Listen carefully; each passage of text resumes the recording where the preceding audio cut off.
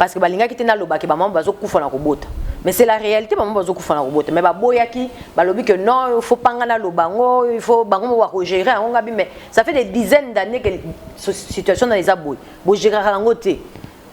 Alors comment beaucoup de personnes la loba, mais je suis patron d'un journal, n'a mené ba enquête na cadre journal nanga, na découvrir ba drame moi.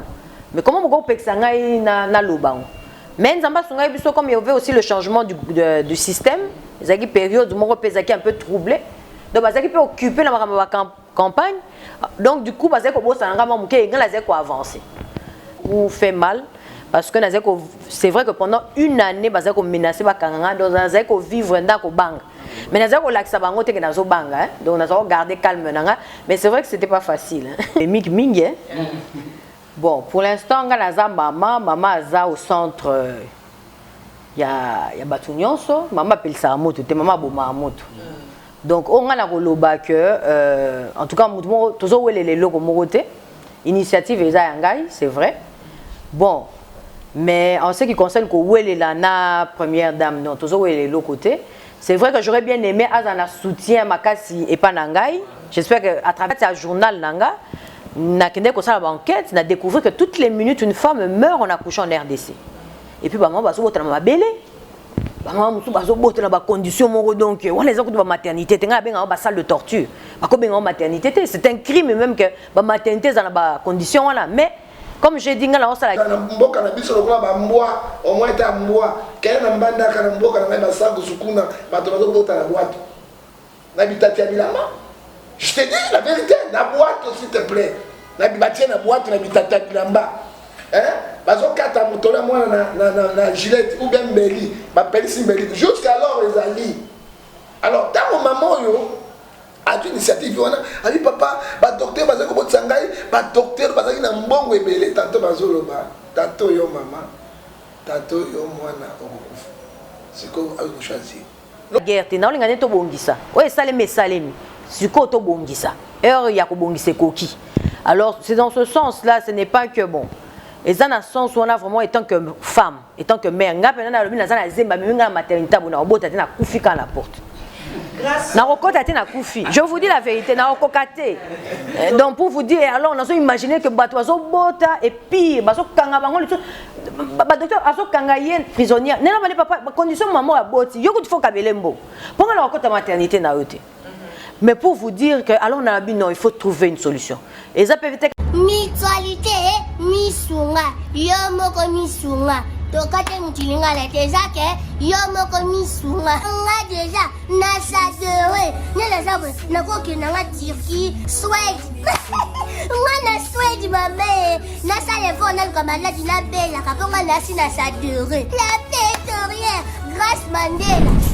Voilà misunga ya Grace Mandela la pétrolière quoi. Donc ngai na sina sadere et puis ba lycée na matu bazape kuna na bosenga bokende kuna parce que ngai mo na sina sadere na ba mission na ngai misunga ya Grace Mandela la pétrolière. Misunga ezali mutuelle na biso ya santé.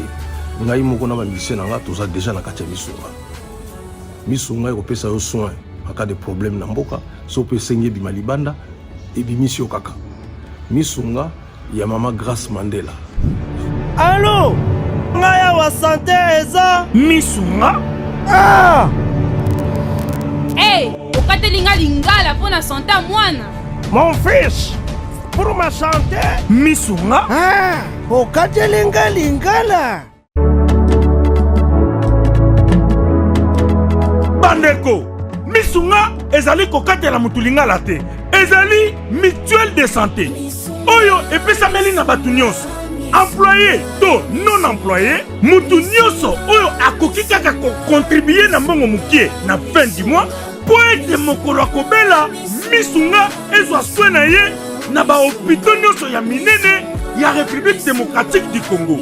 Soki maladi na yo bakoki ko traiter yango awa na Congo te, misunga akozwa charge na yo okende kozwa soin na bamboka lokola Afrique du Sud, Turquie, Suède, Russie, to Inde. Kala mingi te na bamboka misusu. Soki mutu oyo misunga ezwaki charge na ye pona bassoin, nzambe akamati molimo na ye, misunga akosokipe na mort na corbillard.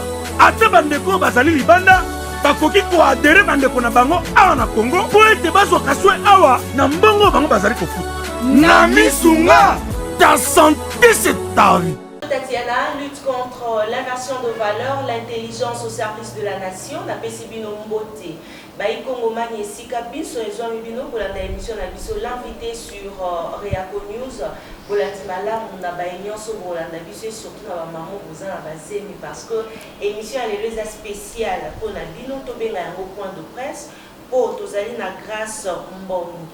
Et mec yé azali marié, mère de 4 enfants, Azali chef d'entreprise, Azali Pelissousou, éditrice du magazine Grâce Monde. To signaler Binote, Azali P présidente de la fondation Grâce Monde, Azali P initiatrice de la maternité en RDC, de la gratuité et la maternité en RDC, sur le côté de Lingala, Azali P ambassadeur de la paix, les sous-sous ambassadeurs du développement. Yende azali invité na biso mokolo mwa lelo pona kosombiti ya makanisi koluka koyeba likambo yango ya gratuité ya maternité kasi na kati bokozwa pe ba question parce que tozali na bayimboka bapandisa ngozaka bango taziana te tozape na bapandisa ngwa ba chaîne basusu kasi to signaler pe présence ya prophète John Ngefa yebe to pesa ye maloba après point de presse na biso akobakisa pour photocopie ça peut Bible pour maman pesa pour moi. Botika la scotché branché tozwa grâce Mbongi sona lo banenge wana yende to kosolola na ye parce que bayo bayebi mingi mingi babenga ga mingi grâce monde to benga e bongo mokolo mwa lelo madame Mbongi mbote na yo tuna ya yango ezali omeka kolombo to pe olimbolela na bayimboka baye bazolanda biso grâce monde ezana nini. Bon, eza fondation oyo ngai na créé pour na kobatela ba mama parce que na mboka na biso ba mama bazokufa mingi na kobota bana pe bazokufa ndenge bazoya na bomoi. Alors na souci wana na monaki na créé eloko moko pour lobi to ko kosunga baninga ba mama o bazobota na ba condition moko ya mabe et puis ba mususu bazana ba mbongo te bazozala retenu na ba maternité comme prisonnière. Ba mususu bazana ba année ba mususu bazana ba mois bana bazotambola ba maternité donc na lingi que lobi likamwane sila po eza comme eloko moko eza pasi mingi nde nazolinga vraiment que lobi mboka na biso ba makamwane esila ba mama bazana na kimia soki bazokende kobota eloko nini oyo etindiki yo to pe epesio bolingo ya kosala eloko wana parce que naza maman na boti bana naza na 4 enfants. Et puis dans un bandeko na ngai dans toute la République babenga ranga na salisa bango na kobota na zape na société na nga na ba maman bazobota na société na nga déjà depuis plus de 6 ans ba maman babotaka ofeli. Alors na tala ki pe que ça fait 6 ans na futela ba accouchement ya ba maternité ya ba employé na nga mais ce que ba maman o mususu na ba papa mususu bazé pa na nga te basala ka ndenge nini. Et puis na souci wana pe na ndenge ya kobota na bota na ba difficulté pe ebele pas na kozwaze mais maintenant on a zokende kobota na se retrouvant na ba condition moko mabe mingi mais loko sovanga ezaki ba condition ba maternité na nga ezaki ba maternité ya minene ba docteur ya minene et puis nazaki na ba moyen ya kofuta alors na yaki kotala na makanisi wana ngabi ba maman bazana ba moyen wana te bazana ba docteur ya minene te bazana ba hôpital te donc ba maman wana penza vi na bango eza ya kosuka donc on a talaki que non étant que moi si mère o nzamba sali na kati nanga a sali que ngala za na ba moyen ko bota natali loko ni na ko sala pona ko remercier nzambo apesi ngai vie à travers bana nanga alors na habité na s'engager pour na ko aider ba maman pour na ko honorer nzambo a sali que lelo na zala o nazali parce que sans ce Dieu là personne ne peut être là. Alors pour na ko honorer ko remercier ye apesi ngai vraiment souffle de vie. Après l'accouchement à Banananga, en tout cas, qui n'a vraiment remercié na lolenge wana. 6 ans. Oza ko sala nyonso wana ofeli. Est-ce que ozwaka to pe ozo bénéficier na moi mon solo moko ebutaka libanda? Bon, en tout cas pour l'instant depuis la créé fondation en 2017 et bandi en fait lutte et bandi à partir de 2017. mais jusque là non naza na ba aide extérieure te eza vraiment ba propre financement nanga moko nde nazo c'est privé ba tumi ba poser en question wana en fait nazo c'est privé na ba makambo mususu fonga moko na sala nde nazo mona keza pe na tina te nde nazo préfère ko aider ba tuna mbongo wana parce que bon nazo mona que depuis pe na bandi en to que 3 ans c'est vrai que c'est difficile, mais bon, le plaisir, c'est quand tu retrouves aussi la joie dans les autres mamans. Maman, le quoi dernièrement, on a eu Mbandaka. Dans Mbandaka, il y avait au moins une trentaine de mamans et bébés bakangamaki. Bazaki même pas l'idée que na koya ko mais le fait que mon Seigneur a invité kinga na Mbandaka pour na ndenge bachaki na bokonzi, na kende qui est symboliquement pour bimisa ba maman et sengo zo mona ba maman na bana na ba papa o ba baza pe na ba difficulté nazo telema mingi pona ba papa parce que ba papa baza pe ko souffrir le quoi biso ba maman parce que soki papa maman na moi si na ba kangi na maternité c'est pas ka sundoli moi si na mais aza na mbongo te c'est ça le problème alors c'est ça que plaisir reza que bah tu vas retrouver liberté parce que vraiment eza eloko moko eza vraiment très grave moi ça que ko bota à se retrouver prisonnière bébé à Outobota maza prisonnier c'est des choses scandaleuses donc c'est vrai que nazana ba soutien te na kosenga soki ba to bonne volonté ba ko soutenir nga parce que fondation ezoko kola to comme déjà dans au moins 50 et quelques villes de la République ko ba so bénéficier na programme nanga donc c'est vraiment et comme à kilo hein portefeuille peut comme à kilo donc azana motema ka ya bolingo asalisa ba mama azal le bienvenu. Gouvernement et autres sur moi le beau côté. En tout cas pour l'instant ma promesse kaka. Madame grâce Congo français mon artiste et ba discuter nos jours pour na 6 ans au union sur au passer dans moment ya aider ba maman au bana au bazo. Difficulté eza makasi parce que mingi ezala ki pe que non eza ba ambition certainement politique donc ozo kutana na ba politiciens oyo bazo déranger moi mukie ba mususu bon avoir les documents, réunir et tout, et ça qui facilité. Vraiment ma difficulté c'est makasi, mais j'ai fait face. Bon, j'ai aussi une difficulté dans la monnaie no et choquant na combat oyo, et ça plus dans lancer qui mandat d'arrêt contre Ngai. Ça c'était quelque chose quand même qui n'était pas facile, jusque ba begambal langa pour sambal langa ayi bisanga tika. Donc ça le moment qui facilité. Ça le moment peine et choquant makasi parce que bazé comme menacer ba kanganga. Parce que balinga qui tena loba ki ba mamba bazo kufa na kobota mais c'est la réalité ba mamba bazo kufa na kobota mais ba boyaki ba lobi que non il faut panga na lobango il faut bango wa gérer on gabi mais ça fait des dizaines d'années que situation dans les aboy bo gérer rango te alors comment beaucoup ko pexanga na loba mais je suis patron d'un journal na mené ba enquête na cadre un journal nanga ndina découvrir ba drame moi mais comment beaucoup pexanga na lobango. Mais comme il y avait aussi le changement du système, il y a une période où mon repère est un peu troublé. Donc, il peut occuper la campagne. Donc, du coup, il faut avancer. Donc, mais bon, ça c'est une des choses qui m'a beaucoup marqué et beaucoup fait mal. Parce que c'est vrai que pendant une année, il a menacé de vivre dans le banque.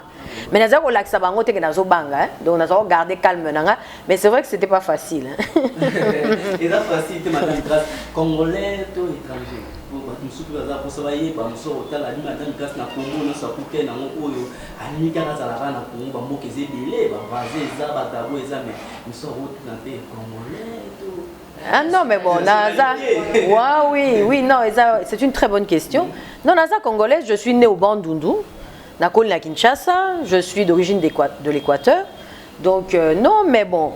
Eza mboka nanga na kolia on a bandeko nanga baza awa je suis allé à l'école ici na passa vie nanga na Bali awa bana nanga na boti bango awa eza mboka nanga donc onga nazo sunga eza bandeko nanga nazo sunga na kopesa un exemple dernièrement na zaki une équipe nanga toke ko sunga ba mama bakanga maki na machine sans fil pour nanga nazo ke no bimisa maman na ebité mais voyez-vous na kati ya ba mama wana cousine ya maman nanga azalaki na kati.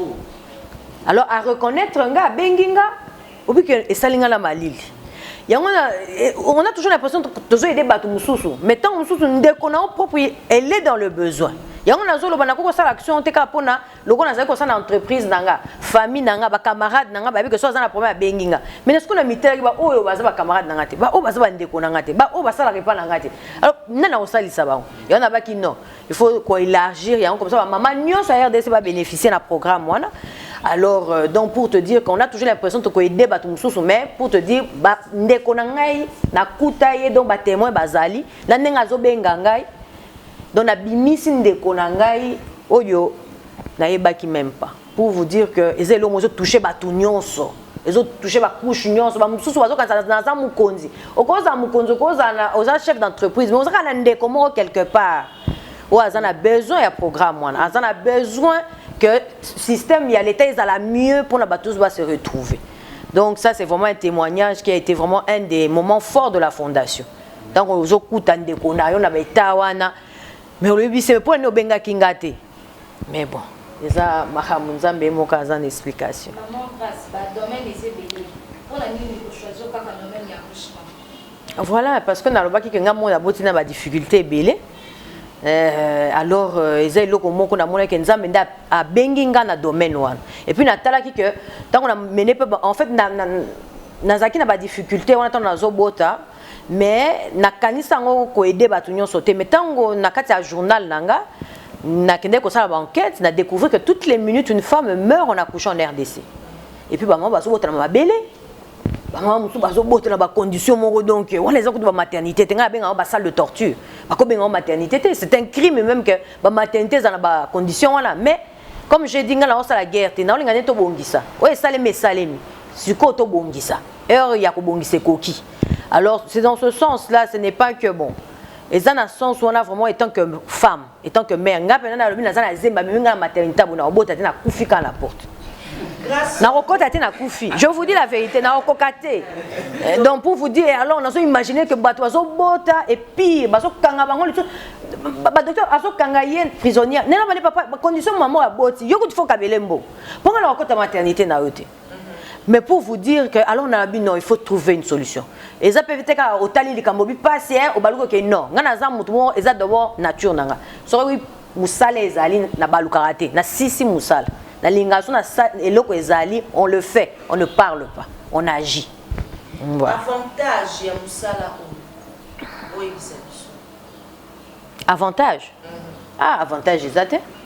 Chaque jour toujours dans un programme il faut élaborer loi et zwinga toute une année il y a réflexion pour la loi zo senga mbongo ebele parce que loi wana ba juriste ba sala ngo felete donc nazo bimisa mbongo na sac nanga et puis il faut gérer 50 villes donc naza na ba appel na ba province na ba ville chaque jour naza na ba appel et déranger même foyer nanga na linga kutu ba benga ngate so to comme à 18h na tindi pa annonce à partir à 18h yo mo moni que non naza quand même femme mariée naza na mobile nanga donc ba appel on peut déranger quand même makasi ou soit très tôt matin donc ça bilo non avantage pour l'instant en tout cas avantage les autres pour l'instant peut-être après mais pour l'instant non.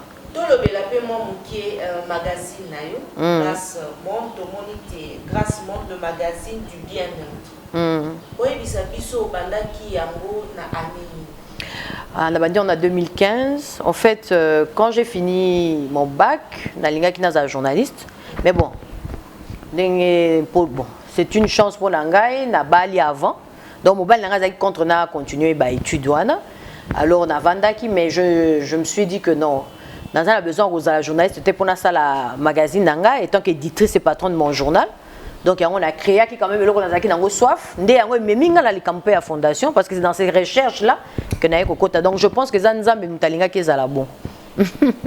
Docteur Denis Mukwege inspire kayo. Oui, bien sûr, na salela yukutu magazine au moment où batunyo swazaki ko banga ko koma surier. Ngana zwa ki courage a ko salela couverture ko koma surier. To sala pe interview na ye na kendeki pe na pandi ayamba kinga par rapport à programme ya fondation, a CPL na programme à fondation makasi pour na loi, azoko encourager nga makasi na l'acheter.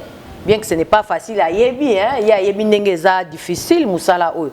Ma yebi singa nga la bundi 20 ans. Donc kanga motema ça va aller. Si vous na ba oyo ba kolanda yo ko yebisa bango nini par rapport à programme na yo ya gratuité à Bobota. On a koyebisa bango que loi na déposé ango pour la chambre d'études na parlement kuna donc bazo étudier loi on a la proposé la proposition de loi. Il y aura certainement un peu de modifications, mais normalement au mois de mars il faut que nous déposer officiellement donc au mois ba maman au bakolandanga ba ki moi chantier ba maman tozala pour la représenter que ba maman nazanga mon côté la seule femme qui déclare que la femme doit coucher dignement dans des bonnes conditions et puis la femme ne doit plus être retenue sur la bon côté.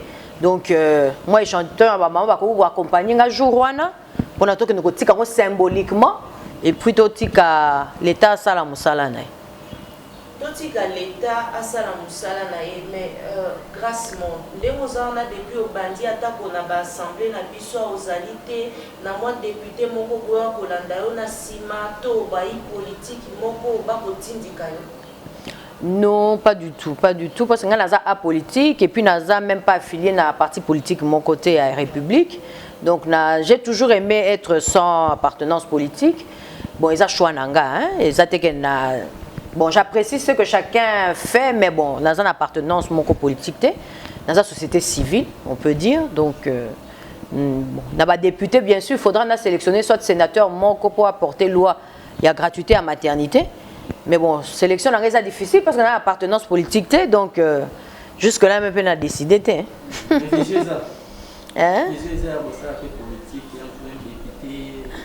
Bon, non, on a la vision à la tête parce que aux enjeux, c'est déjà pas facile. Loi et ça, Moussala déjà ma casse, mais il y a une chose qui est vraie, exécution à loi de Moussala de Yango. Bah, tu vois, que Moussala que loi est à la voter. Mais ngana zolo depuis toujours. Moussa les a loi, Moussa les a exécutions, il y a loi. Pour nga victoire aux alentours que on peut s'en statistique République Union sobibama baza maternité a bien. Basi bazo ku fasu na robot parce que na mokili mobimba basi ba ku fasu na robot hein médecine est améliorée makasi. Donc ba pesi nga ba statistique on a la carte à bureau que non en tout cas maman ba maternité ça va ba maman ba ku fasu te ba bébé bazo ku fali sous te programme est vendu kitoko on a des victoires. Donc Moussa les a makasi. Merci beaucoup, Maman Grâce, Namoni Mbongi, chaîne John Gefa, TVD, évangéliste Maman Tete. Question en tant qu'Enganga Nzambe, en que tout n'a pas. Ozwaki eloko oyo lelozo sala, bien fondation oyo lelozo sala. Ozwaki on a vision pour mutu solo baketi, ozwaki on a vision, Nzambe atalisa kinga pasi ya ba maman, lolengi nini bazomona, yango na pratiquer yango. En tout cas, dans ceux qui ont la vision, ça fait 20 ans, mais je n'avais pas compris en fait. Dans ceux qui ont la vision, mais je comprenais qui en côté. Mais bon, plus on grandit, plus on grandit dans la prière aussi. Et plus je sentais que, il me semble que est loco, mais c'était quoi? Mais je voyais qu'il y avait des mamans, il y avait tout ça. Ben, il dit ça va maman peut dire mingi à travers d'abord ngamoko et puis maman mususu.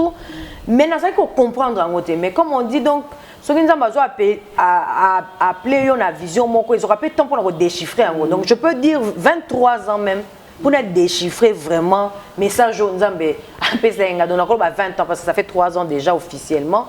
Bon, surtout 6 ans les ans dans une idée normale et tout, mais ça fait vraiment 20 ans. Jour pour jour que j'ai compris en fait c'était ça en fait le problème on a la monarchie il y a 20 ans mais sincèrement on a quoi qu'on le battait que Zaki mais il y a 3 ans que vraiment comme on peut dire clairement que ça y a et puis bandana bandi ango pe nazomona que nazu pe kimia na moté. Merci Grâce mais na moni basi ba ministre ba tobeli bazana mbongo baza ko s'intéresser na makambo oti mais tant yo sala kayango ozomona ba mama oya pasi o bazolela bazobima esengo na yo ezalaka nini oyokaka lolenge ni tango bato wana nyoso babimi pe omoni bango sepeli musu babimi na bana bapesi esengo na ezalaka nini pe émotion na yo. Bon, je remercie d'abord Dieu. Tant parce que nous se rendre compte que nous avons la salle, nous avons accompli. Donc, nous avons une émotion, est-ce que nous avons est-ce que c'est vraiment ce qu'il faut dans la salle pour moi, hésitation et zalaga. mais nazaka na esengo mais bon esengo ngo eza pena makasité pourquoi parce que nayebi que oyo ya kobimisa ba maman eza nango éphémère eza pena solution te eza nango comme on peut dire soulager seulement certaines douleurs mais le vrai problème c'est ba maman bazo kufa na robota. Je pense que dans les 5 jours ba koyebisa nga vraiment que situation ya likamu loi d'abord eleki d'abord il y a déjà une grande victoire et après l'exécution de la loi où l'état kondima financer ba maternité à Malonga. Alors c'est là où je pense que nous allons peut-être qu'on répondre à la question, mais pour l'instant, nous sommes un peu crispés. Pour la qui banane nzambe nini, on ne se base pas là-dessus, base pas na problème, surtout à mon molenge oyo, parce que ça a été pour na kubota na ye, on ne se balandio, il va suka oyo to la kabana makamususu avant de commencer. En tout cas, nous avons un témoignage moi à ça qui est vrai, même témoin Bazali. Nous avons travaillé nanga depuis plus de 5 ans. Et ça faisait au moins 13 ans que nous alors, Tobanda qui initiation, il y a fondation. Alors, non, madame, bien que nous ne mais on travaille dans la fondation bénévolement. C'est-à-dire qu'au foot, pour nous alors, tu lances une signature à pétition. Et elle est venue travailler pour la signature de pétition. Azaïka Hotel, elle a fondation, elle a fait signer mon tuto à Zoleka. Alors, elle a annoncé qu'elle a fait les lois à la moitié, après c'est combat grâce. Alors, je pense que c'est un grand signe. Il y a Bazo Luka.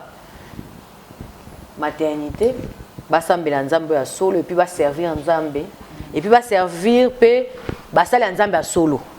Bon, Nzambe a tinda vraiment pour na barozoa bénédiction à travers. Azapenda réel, c'est une dame. Les lois Azapembe na bébé naie. Et comment il a charge, je pense que nazo foutaye, mais azo ya musalate. Mais tellement que c'est là qui bébé on l'appelle mingi. Moi écoute na epsa été zonga musala. Epsa ka mukolo. Mais ce que j'avais fait n'a bâtissé un hôpital Centre Diamant. Parce que je voulais lui faire comprendre que c'est quoi accoucher dans de bonnes conditions.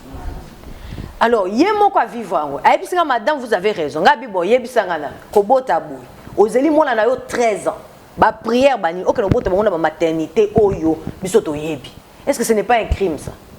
Alors on a vu que le col en Nzamba pesi biso grâce wana et na ko s'assurer ko bota na ba conditions malamu. Bien que ça va me coûter beaucoup d'argent, mais il faut bota na ba conditions malamu. Po oyo ba peut témoigner aux autres salles. Et rien n'est impossible à celui qui croit en Dieu. Donc azaki na histoire au bota te, azu d'abord zemi.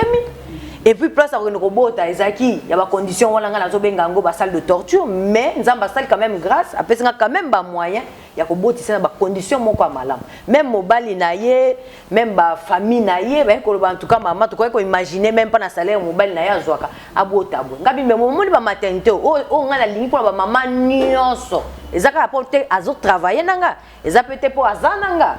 Ndazui chance wana na lingi le ba maman nyonso à République démocratique du Congo ba botaka na ba condition et puis eza nango eloko gravité eza nango eloko ka so to telemi to tcheka ka sérieux bokozala étonné tokoza même référence africaine na matière ya kobota na ba condition malamu po tozala ba docteur a minene na RDC ba docteur na biso baza les plus renommés même na poto déjà docteur Mukwege ba docteur na biso baza mayele makasi donc lobby soki vraiment to vandisi yango to ko la référence africaine je suis même convaincu ba africain so ba robote pas na biso po bazo ba prestation wana ya malam donc to kende e ko sala vraiment malam même le kumu ya mboka na biso madame grâce de moni oza libobo moko o yo mozulu ba ki ba bazo africain est-ce que yo moko za na makanisi no biki ba kwa bo to lenga bien za na makanisi pe o sala pito moko ko endeti o bimaki libana mboka ozungi so ba ndeko mosu bala posa o bota kuna fa benga yo to okozo likanisi mo ko luka pe ba bala na sima no ko to ngape bo pito mo ya bien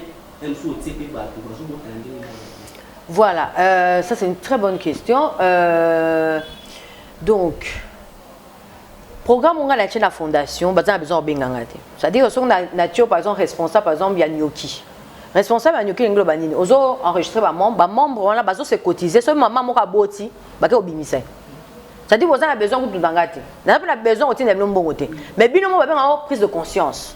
Et on a le barlo quoi matangate. Ba tu bazaka so mta kufi bo ke so ba serke bani mais ko bota na ko kufa. Qu'est-ce qu'il faut qu'on glorifie? C'est ça ko bota mat. Alors, si vous avez pour la cotisation, mais si vous avez un voisin, au monde qui a des moyens, s'intéresser peut-être. Quand vous avez un bima, les appels au monde qui ont des zombies, c'est là où on peut ébeler. Alors, c'est dans ce sens-là. En fait, là, maintenant, on a sur 50 villes où on a bénéficié d'un programme, il y a on a tient en place. Ça veut dire que vous êtes membre de la fondation, le quoi, les docteurs, vous êtes membre de la fondation. Moi, si je suis dans un bon côté, je suis dans la fondation. Parce que je suis membre de la fondation, on dit que moi, c'est que moi, c'est-à-dire que le fait que je suis membre de la fondation, grâce à moi, je suis en sécurité, bien, je non, maman. Fondation. Vous voyez que ma Cameroun ils ont vraiment agrandi. Donc, la minute où nous avons la bande comme la maternité, maman il y a 2 ans. Les lots dans la République, il y a 1 mois, il y a 2 semaines, il y a 3 semaines. Nous commençons à en charge même avant. C'est-à-dire que maman a zémi, tu as déjà en charge. Dernièrement, il y a un petit garçon à Botamaki, dans ma sina sans fil. Azaki, moi, c'est handicapé, Azaki très malade. Alors, la fondation l'a prise en charge jusqu'à Botissi. Aboti peut en très bonne santé et la maman et le bébé en très bonne santé. Mais na minute on a zoloba, on est responsable de la fondation. On sent les cas si yango nati. C'est-à-dire que checker maman ni a la difficulté, maman ni boy, c'est ça en fait l'esprit. Ça c'est ça c'est le grand travail déjà que j'ai fait en ce temps ici en attendant que tu aies proposé loi pour la gratuité de la maternité. Question on a kotonga la maternité, c'est bien. Mais nga na lobby boy, so kingai na lobby na zwa voix oyo, na sala que fondation za loko neti base makamunyon, na bando tonga ba maternité. Na banda ko sala ke ba maternité za la fondation. Eza bien. Mais on a sala neti na zo honorer fondation, na zo honorer personne nanga. Oh, but nanga eza yango te. Na zo sa responsabilité na l'état congolais. Mais ceux qui lobby par exemple l'État congolais a voté loi en été. N'a pas choisi, n'a pas obligé. Il y a un financement pour la maternité, on a mené comme fondation. Mais il y a une chose qui est sûre, ceux qui ont la salle yango, n'a pas se retrouver la vitesse liboso ya l'État. Et puis l'État peut ça pas remercier ngadi.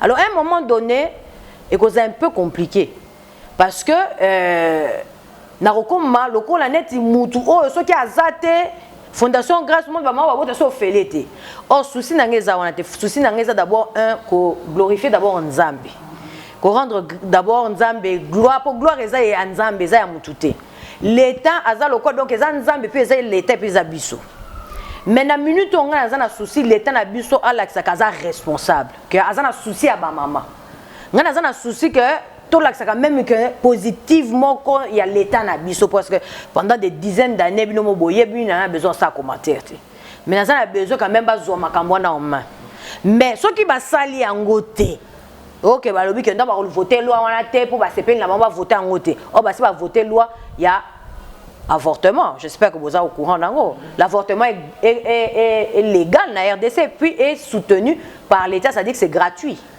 L'avortement. Donc, au Boma Batou, c'est l'état endimi. Mais que ma maman va boire dans la condition malam, na bébé, papa va na bande koloba, nazo baluka kaka. Mais nzambe moko ayebi et ba maman o bazo kanga lelo, ba yeba déjà que likambo ezo ça mais ceux qui lobby ba boyi loi wana. Bon, ngala ko sala point de presse na koloba ba boyi yango mais ça eko sala nga pas mingi. Parce que nous avons besoin que l'état na biso tout travailler ensemble.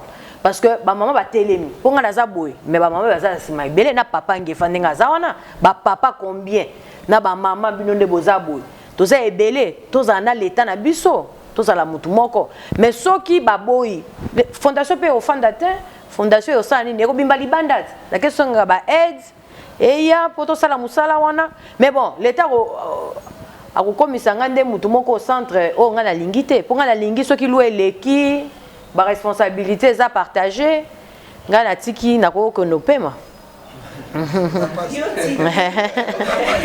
et ça facilité.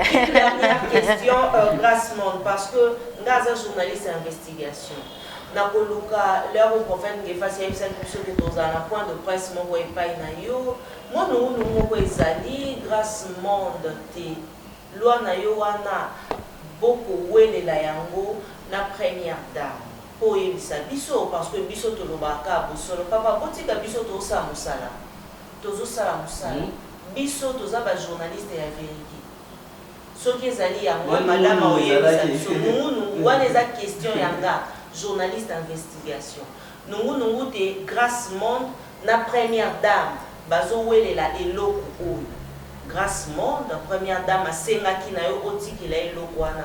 Tel la biso ba caméra et ça biso eza vrai to eza faux.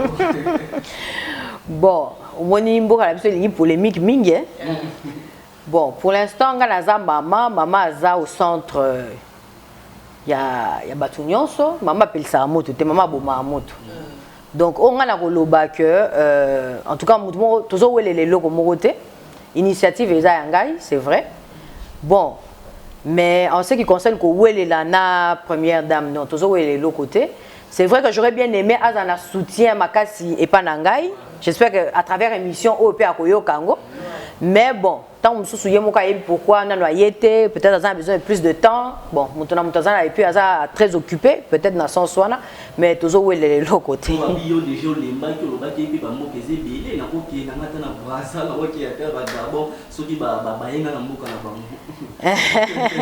Bon, c'est vrai qu'on a eu à peine la bambo kebele, hein, ça je veux reconnaître. Bambo kebele, que non, maman. Ce qui loi wane leki pas na yo mais programme on a yo biso en plein pays muso africain parce que il y a 2 jours camerounaise moko boti na Cameroun en pleine route hein na peut ceux qui bomona qui na réseaux sociaux et les kanaki hein a boti na nzela. Donc ça problème quand même l'Afrique centrale a vraiment ce problème. C'est vrai que bazo benga même bata braza moko benga ranga pour le programme wana ezandenge nini. Bon, la charité bien ordonnée commence par soi-même. Na bon ça n'est pas nangai. Ce qui to bongi sinde na koye pa na bino. Donc ben bazo regretter mingi. Pour bango bazo ngaba tcha nyonso na disposition nga pour na fan ça programme wana. Mais nga na zo sa bango non, nga na ko tika ndaku na nga salité te. Na ke no beta ma solo et pas bato. Merci beaucoup Gracement. Tozongi la psychopé prophète Ngefa parce que na yeba ka eloko moko ya kitoko docteur Denis Aloba. L'homme cesse d'être homme lorsqu'il ne sait plus donner l'amour et ne sait plus donner l'espoir aux autres. Prophète Ngefa, les cambo peut-être kitoko parce que tu retrouvé en OP et pas il y a prophète Ngefa moi liloba par rapport il y a programme oyo il y a Grâce Monde yo moni yango le lenge kanipo au côté c'est la biso pe mo va verser public ndengeza. Bon, maman Tatiana Nzambia Zolukumu, ce que mon prophète John Ngefa, la mort de Jésus, à côté de Likambo, Likambo le départ parce que Ngai nécessairement dans un sentiment, oui, qui est John Ngefa, dans mon la vérité, mon tu as bossé. Ce que l'on a terminé de bosser Nabino Awa, dans la qui est 24 Awa, j'ai réparé des petits montres là, 24 novembre, Maître John, c'est moi. C'est là où Dieu m'appelait. Ngai mutatenga ndeke hein mutatenga mutute mutate ngai boebongo ama jamais c'est ndeke atenga ve 13h apesi ngai message na ko tia malobe pa na yo ko délivrer mboka ibele pe ko tambola mukili mumba pe ko zana bosolo bato bakoyoka ya moni na banga ke lokote na banga ka lokote na yebi na ko banga nani parce que 1 Jean chapitre 4 lobi bo banga bango te nzamba sima na bino. Tant on a mon initiative à maman Oyo, na kaiko tout nzambe, na saka likamonabi. Pourquoi maman est un milliardaire, millionnaire té? As-tu une initiative à Bouindenge nini? Hein?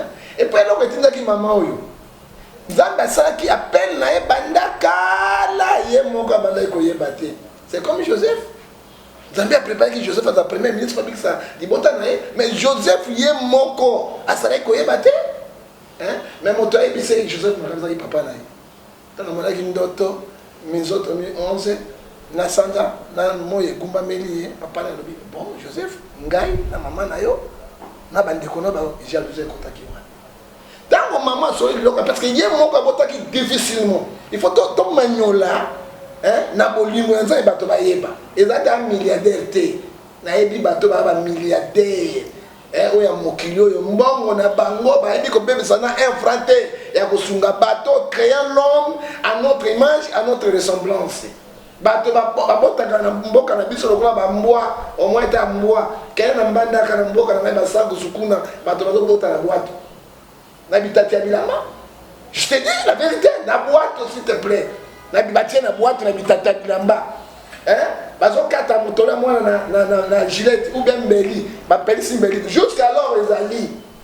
Alors dans mon maman yo atu initiative wana abi papa ba docteur baza ko botsa ngai ba docteur baza na mbongo ebele tanto bazoloba tanto yo mama tanto yo mwana okokufa siko ayo choisir lokola azaki na plan ya Nzambe azaki na bolingo ya Nzambe eloko ya Nzambe kufaka te monsieur pe babunisaka yango te lokola Bible ezoyebisa biso na acte 139 à 38 s'il vient de Dieu personne ne peut le détruire. Ne courez pas de risques après avoir combattu contre Dieu. Babunisaka Nzambe te mwana Nzambe te. Et tant que kobota olie mwana obe yakufa Nzambe asalaki ngolo nini bango so bali babi. Et tant que mwana ba mbongo ebele na ba docteur bino. Soki nga na zobota na ba condition yo. Mais boy bazangi. O bazana le côté. Parce que le docteur a si mo makila pamba. Accoucher za bandi. Na sima makila na yo 50 000. Na longa mwana motolu 20 000, 30 000. Mama wana pauvre ya selembao. Ya boum akozwa mbongo wapi. Bande kolangai eloko malamu to appuyer yango. Pourquoi biso to yibiloko ya mabe ko appuyer yango? Eloko zo bilikisa bato ya mboka, bana ya mboka. Nous sommes renés to appuyer yango te ponani. Ndé kozwa makanisi malamu. Et maman asali yango na 1 Corinthiens chapitre 13 verset 1 à 4. Bolingo ya solo. Amoni misolo na été, amoni pasi na été, amoni parce que maman mariée, maman ya famille na bana ebele. Et puis moi je circuler té. Na mona na biro na yawa na ben na ministre 24. À quel Équateur na moni monseigneur na yamba na njoto. Les images sont là. Hein? Bolingo. Bolingo. Tolobina maman grâce. Toko appuyer loi oyo. Na bilili, na balobeli, na koyebisa bango eleka. Hein? Catastrophe ezali na Kinshasa yote, c'est moi qui parle. Biso banga kanza, vous avez l'église au milieu du village. Si les choses marchent, ça marche. Si ça marche pas, ça marche pas. Hein? Ma belle va congolais ko banga ko kanga ko toko suka wa. Hein? Ko banga ba ko ça. Non. Il faut dire quand on parle de loup, on va saquer. Il faut qu'on le mette des bonnes initiatives ezali. Bolingo. À quoi il y a na Bible? Aimez-vous les uns et les autres. Ce n'est pas par la parole. Ce que dit la Bible. Hein? Na Jean 13, 34. Hein? Ne maman ya zoki initiative yoyo na bolingo na kosa. Tolobi na maman grâce. Bato selembao. Boum. To boy bato Équateur na bukonso. Bibota bota te. Pobini bolinga ba makambo te. To ko jwa kindumba bo bakiti ya mona moi je sais papa. Bibota bota te parce que t'es dans la barbote. Non. Donc maternité ofele le premier ministre a kende kiawa Chibala. Hein? Kobota Bibelo Chibala.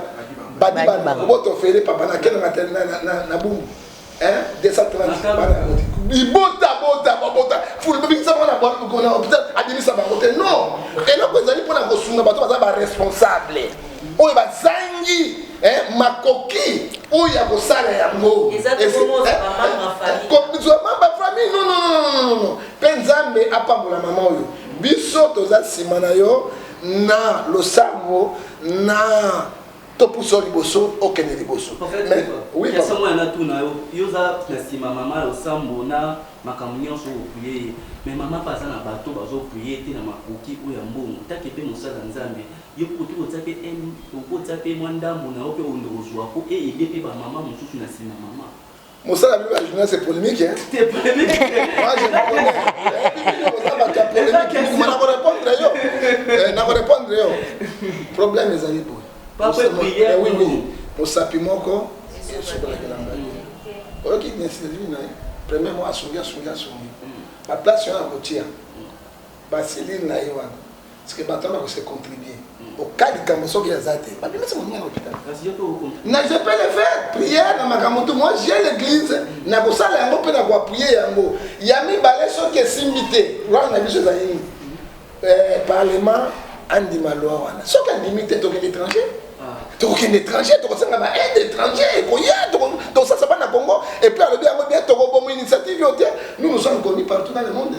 Sauf que télémine la conférence de presse des millions vont entrer, sauf que ça la guerre contre le pouvoir. Alors tout quel pouvoir, na biso na mama grâce, na ba peuple tout que quel pouvoir parce que babo il loi est-ce que maman grâce initiative Moïse a joué qui mission comme ça na Égypte papa est-ce que Moïse a voyé qui après qu'il y a un autre qui a suka même ceux qui Pharaon kala qui Moïse a bimaki alors ceux qui bandimi yango gloire à l'éternel donc gloire éternelle mboka mobimba peto kolongwa parce que ngai lobi a nga Gabon Brazzaville Sigal maman grâce alors ceux qui babo yango qu'est-ce qu'on pourrait faire to kobima libanda tokosala ba conférence de presse tosala bato toyebani nzambe apesi vision akopesa provision parce que souci na biso elongo na mama grâce que mwasi abota kwa ntabate mais na condition moko normale équitable la gloire et l'honneur revient à Dieu.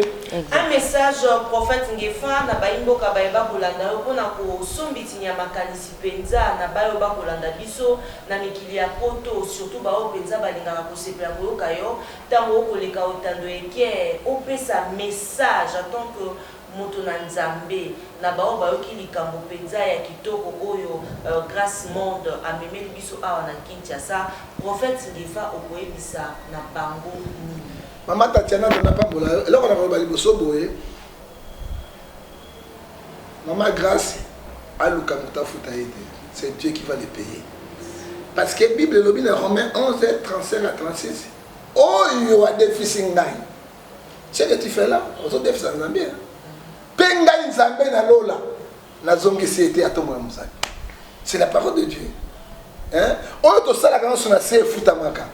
Maman grâce à ta yosuité bana na yo bana ya bana bakofa oyibi ba am combien sauvé parce que moi na wana tina na kaluka oya botami na ba mais Jésus a botama ki wa na berso na sika oyo ba même ba ko sumbela ba zoli c'est nzambe Massoud général Massoud président de la République akotanga ko mama na ko bisobi omoni ne ko botia ngai na botaki na fondation Maman Grâce comme on est bokini tala yona no moi na botte pas na yo atie comme na yo ezali futo nzambe zo pesa yo mais quand Dieu donne la vision il donne la provision tolobi boye parce que ba imboka baso kangai initiative yo biso na batatiana biso tout okoti yango pour yo pozali maman tokoti yango nous laissons le temps au temps parce que Ecclésiaste chapitre 3 verset 1 lobi chaque chose a son temps nous laissons le temps na pouvoir aucun pouvoir de réagir té loi ou limite tokobimisa biso so monde mbakongolais $1 tokotia opération tokotia na kati okopesa compte na yo donc topesi na pour le moment na noté parce que nous attendons le tokosa bras de fer na l'état té na kasi oyebi ngai mokili yo kaka ngai oyebi ngai bien mokili yo kaka ngai pour le moment totikeli l'état ceux qui va adopter loango gloire à Dieu mais le bon œuvre côté caractère oya zuma bassin kotinda oya zuibo ezanga ite mokolo na ngwazali pona kosungela ko au cas refi parce que batabité mamabe basaka kate la congolais oya bino motuna kingai to ko prier loko yo na $1 monde mobimba pona bande kona biso bat botama na condition malamu pe on Dieu yo ekende liboso tala oya na bisi bande mapoto ya pour le moment to pesa na no mot d'ordre été to pesa na no mot d'ordre été to tiki na ndenge maman fondatrice oya lobby to tiki la l'état alors on attend la réponse de l'état si il réagit pas alors non on ne peut pas réagir bon to be tata mambo ya malamu sekeli sokelo kwa malamu il faut sika to silisa point de presse na biso wana ezalaki message ya prophète Ngefa tozongela sika grâce monde ye mpe apesa biso message na ye na baimboka banso bayeba kolanda yo na Kinshasa bakolanda yo na baprovince et surtout bana sud bangi mikolo bokolanda biso makasi bango nyonso wana bayo bokolanda biso bisika biso tozwa message ya maman grâce to ba mot de la fin te ba biso bakoma okibango grâce monde oloba baimboka bayeba kolanda yo liloba nao ya suka par rapport ya point de presse ya mokolo mwa lelo parce que toko suki lelote opesa pe numéro na ya contact to pe numéro ya fondation na baoto mosusu bayoki likambo ya kitoko azali ta mosusu alingi atinda mwa eloko ya bebe kasi ezali na mikili ya poto ayebi ndenge nini ekokoma te aluka maman Tatiana te akende to onana na numéro mo bozwa numéro ya fondation bokobenga na numéro wana nde oyo azali na bosenga te osunga yeba te okosunga Fondation Grâce Te Kassio Kobikisa. Milimo ya Congolais. Il y a ba Congolais. Allez, numéro na yo maman Grâce et puis message balamo. Voilà, numéro na nga eza 0243 97 22 22 22 2. Liloba na yo. Liloba na nga ya suka ekozala ba mama na ba papa nyonso ya RDC. Loi oyo eza important makasi. Alors na kosenga bino bozala très intéressé na likambo ya loi wana. Pona nini? Parce que mboka na biso eza munene. Soki ngai na telemi mais nazoyeba grandeur ya musala wana. Alors na kolinga vraiment biso nyonso bana mboka tozala lokwa un seul homme. Totema lokwa congolais moko. Pona to senga ba député na biso parce que mutu nyonso ndenge toza boye tozana ba député to vota. Pour passer bango ata message na ba cellule ou soit même ba appel ou azaka na appel na papa et soko yoki loi ya fondation ou loi ya gratuité à maternité voter yango. Et loko na kosenga bino yango na bo benga bango. Et puis pression et salema. Jour autre nous déposer loi. Bozala vraiment comme on dit actif. Parlement, c'est n'a pas sentir vraiment pression il y a peuple nassima. Parce que nous avons vraiment besoin de bino pour loi wane leka. Pour sinon te ba signature on doit signer qui to sala qui ba signature à pétition ko leka pamba. Et puis tokozonga la zéro pour to ndoluka ba financement extérieur. Or na kosenga bino vraiment et logo on na kosenga bino boza très attentif. Surtout que tika loi na jour oyo ba ko voter loi na ko sala pe ba point de presse pour ba yeba que non tel jour nde ba ko sala ba ko délibérer loi wana. Donc pour na tous ensemble o pe na ndenge mama Tatiana lobby pour na ko sunga na ko senga bino ba o baza musika na ba province ce qui fondation na commune na province na hote ozana motema ya bolingo na baninga obenga ngai pour na to travailler ensemble. Soki oza pe na batu o bazana ba moyen ya ko aider baninga bosala ngo na niveau ya ba province na bino ya ba village na bino pona ko komisa ngo epa na ngai ngana tinda lisusu eza compliqué. Or na yebi que y a toujours des jeunes femmes, des jeunes hommes o baza disposés à ko sunga baninga na ko senga bango baya to zala mutu moko pona ko sunga baninga ko tinda mongo na Kinshasa eza musika mingi. Donc aux ana ba moyen au monde za ba moyen obeti tour na quartier na yo otali soki mama moko akangami te ou soki ou soit azana difficulté aucun na maternité otali soki bébé moko aza bloqué et ba benga un geste d'amour obimisi ka mama ata mwasi na ote ata za ndeko na ote mais ce qui nous lie c'est Adam et Ève. Donc d'une manière ou d'une autre ozaka bandeko poto bimika na Adam to bimika na Ève. Donc tout le monde a mokilo takolo bazande comme ninga te c'est impossible. Donc tous habitants sont bandeko. Tous se considèrent comme bandeko non comme le quoi ngana zabo non parce que nzamba kaboli biso te alors na monte pona biso bata mokilo to ko kabolana. Alors il comme la rolo bayango wana mais o Monica Zana a besoin aya ko pesa na fondation pour fondation aider c'est toujours le bienvenu mais ceux qui peut yo moko sali yango nzambe akofuta yo. Vous avez besoin o pesa nga rapporter parce que fondation eza yangate eza ya nzambe donc nzambe mo otala action sali donc c'est le plus important c'est ça que lobby ba mama ba bota ba condition malamu mama kanga masuna obota te c'est très important. Adresse puis à fondation eza adresse justice Batete là numéro 64 en face ambassade à Inde. Numéro 09 7 22 22 22 2. Encore Maman lobby ngai epesa me passe na motema parce que j'ai ça la rango na kele na prison na petit na je saba prisonnier na komi na futi bambongo babimi ba prisonnier na ba semble ne pas na été mais eloko maman zo sala ezali na Matthieu 25 verset 31 à 34 nazaki na pasi otalaki ngai nazaki bolumbu olatisaki ngai nazaki na botaki kangami na hôpital eko bimisa ngai nazalaki na nzala opesi nga bilia bayenge balobi yesu ntango nini biso tomoni yo mpe tosali yango tabi na oyo osalaki kuna ya moke okosalaki na ye te osali na ngai te ngai na part na ngai à partir parce que dimanche nakozwa mais bapesanga diplôme de mérite oyo ya mboka na biso je crois bien tout félicitations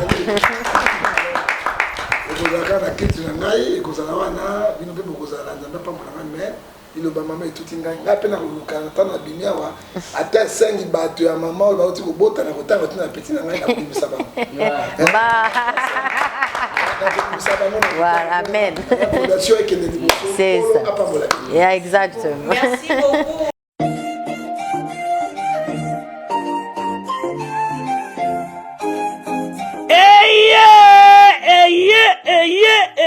Eye papa mama tunanga nini eloko tozalaki kozela yango yo pona ba séjour na bino eleka malamu na Kinshasa Kin Label agence de location de voitures de luxe awa na Kinshasa ba memelu bino bongo Power Buzz Car oyo bazali na équipe na bango professionnel bazali na disposition na bino Power Buzz Car location de voiture ya sika pe kitoko na prix ya malamu oyo wapi okoki kokontakte bandeko ya Power Buzz Car na ba numéro oyo plus 243 85 151 5000 topé na plus 243 82 23 86 668 Beli Soussou na www.powerbuzz-car.com topé na contact email contact@powerbuzz-car.com Ozamo Bimba Bana Kinshasa tosa la confiance Naba professionnel ya bandeko ya Power Buzz Car oyo bapesi offre spéciale pour na bino nyonso boko louer ba voiture pendant un mois na séjour na bino oyo bozali na yango awa na kati ya Kinshasa benga ndeko mobali ndeko mosi bandeko ya Power Buzz Car po bazali ba meilleur na domaine ya location ya ba voiture de luxe Power Buzz Car eye kosilisa ba tracasserie nyonso ya transport ya ba délégation spéciale na bino ya famille pe ba transport nyonso privé oyo bozali na yango solution ezali kaka se moko Power Buzz Car oyo ezali solution ya suka po na déplacement na bino nyonso express po na likambo ya qualité pe quantité na eta mituka nulle part ailleurs au Kokuta yango kaka na Kinshasa en particulier pe République démocratique Mobimba kaka epa bandeko ya Power Buzz Car avec impact Power Buzz Car musala ya ba professionnel pe na sécurité nyonso Power Buzz Car le travail des professionnels que yo oui